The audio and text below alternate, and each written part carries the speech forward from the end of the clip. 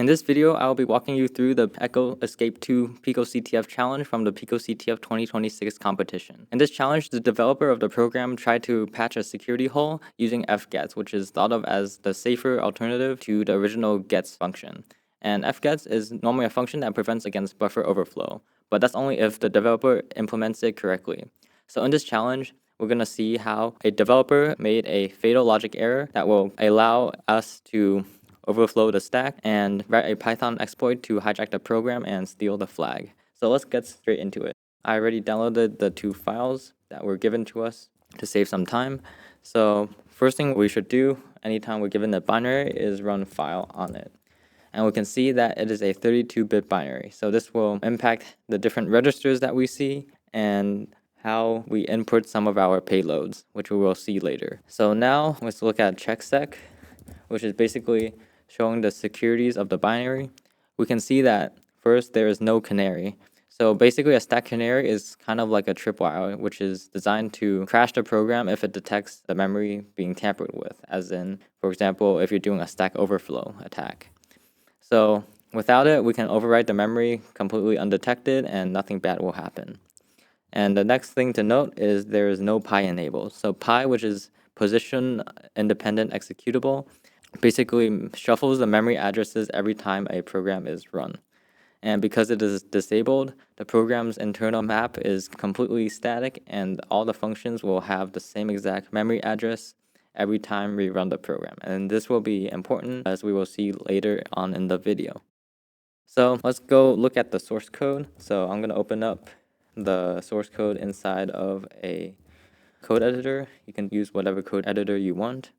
And we can see that there's a win function, which is not called anywhere else. And we can see that there is a vuln function. Inside of the vuln function, we can see that there is a character buffer of 32 bytes. And inside of the fgets function, we can see that it is going to be able to read 128 bytes. So right here is exactly where the developer made a fatal error, because fgets is supposed to be secure because it forces you to state the maximum read input buffer size. But if you look closely, the developer allows us to type in 128 bytes, and the program will try to fit the 128 bytes into a 32-byte buffer, which is not possible. And to further illustrate what happens, I can show you a stack layout image for this challenge. So right here, down here, is our buffer of 32 bytes, which is basically our character buffer. And then we have compiler padding. Then we have a save base pointer. And finally, a return address, which is getting sent to the register EIP.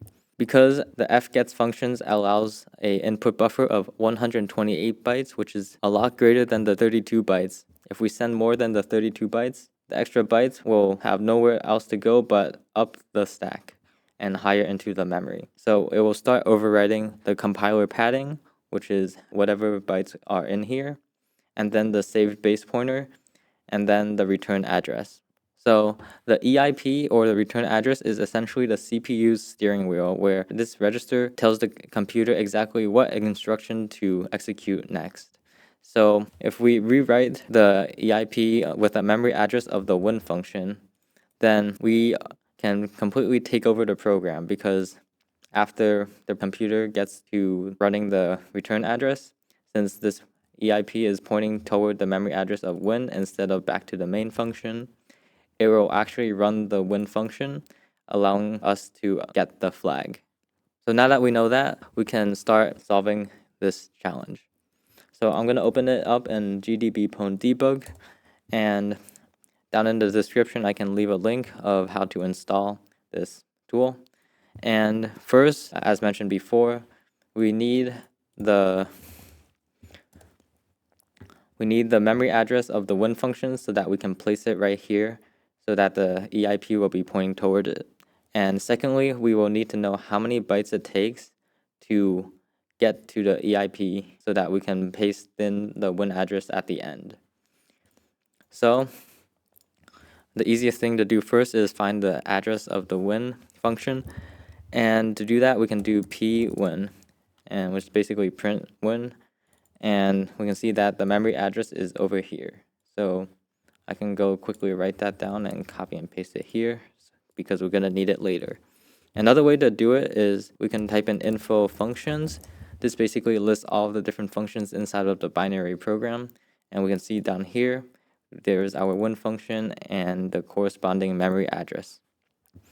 So now we need to calculate the offset. So instead of guessing how many bytes it takes to fill up the stack to get to the EIP return address, we can use a special function called Cyclic. And the Cyclic function essentially allows us to generate a unique non-repeating string of whatever character we specify, and we will feed it directly straight into the program.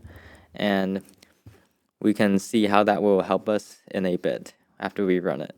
So we can type in Cyclic, and the input here, the number of characters, has to be greater than the buffer size as well as everything in between until we get to the EIP. And we also want to overwrite the EIP so that we can allow Cyclic to calculate the offset. So I always like to put in a safe number, which is going to be a very big number, like 200, because we want to make sure that we overwrite the return instruction pointer, or the EIP register.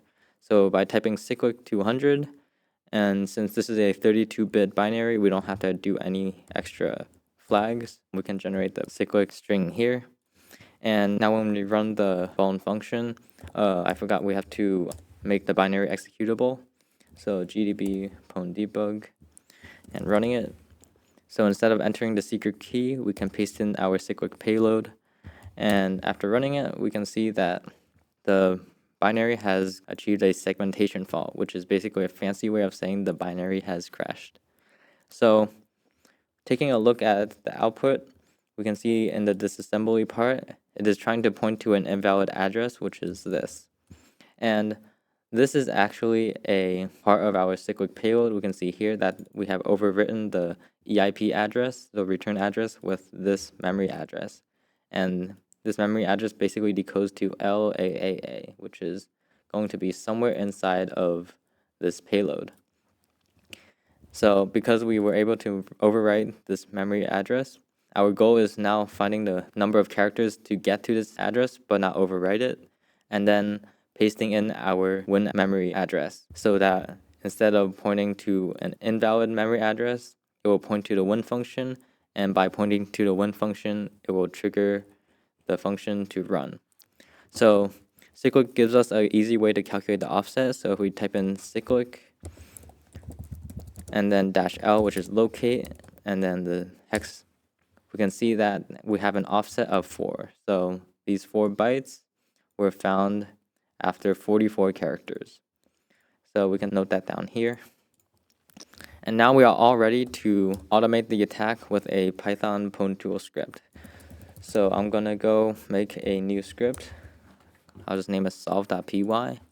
And first thing we need to do is simply import the Pwntools library into the program. And since we are going to be solving it on a remote server, we have to specify the host and the port number. And I can go launch the instance while we finish typing up the rest of the code. So to tell the program what our target is, we can type in remote and send in the host and the port. So now we need to basically tell the program where to start pasting in the code, and we want to basically put our program's cursor right here. So we have to eat up this part of the prompt. To do that, we can do p.receive until and then the prompt. So this basically places our cursor right here so that we can basically tell the program to send a line after the prompt. So now we have to type in our payload. I can specify the offset as 44, and then the win address, which is this hexadecimal number, and then the payload.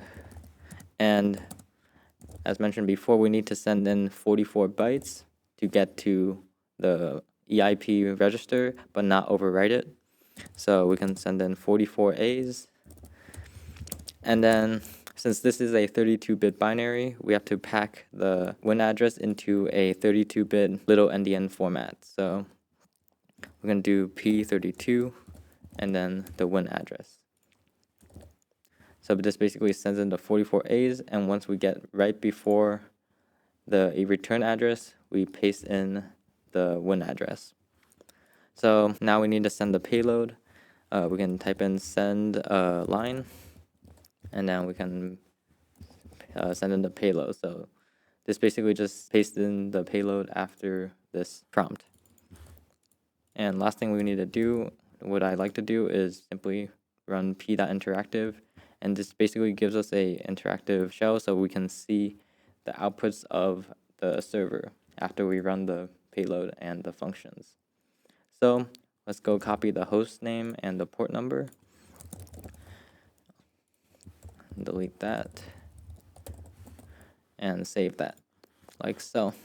So now let's go test out our program. We can do run python 3 and then solve.py. You see that it has sent in 44 A's as well as the little endian format of the win address. And we can see here that it ran the win address and we have printed out the flag here. So let's paste in the flag and we can submit it. So the key thing to note in this program is that even though fgets is very secure, we have to make sure that this input buffer size does not exceed the buffer that we are trying to write to. So if we change this to 32, this will neutralize the vulnerability and we will not be able to overwrite any of the stack. And the exploit will not work at all. So if this walkthrough helped you in any way, shape, or form, or if you learned something new in this video, please give this video a like and subscribe. And thank you for watching to the end, and I'll see you in the next one. Goodbye.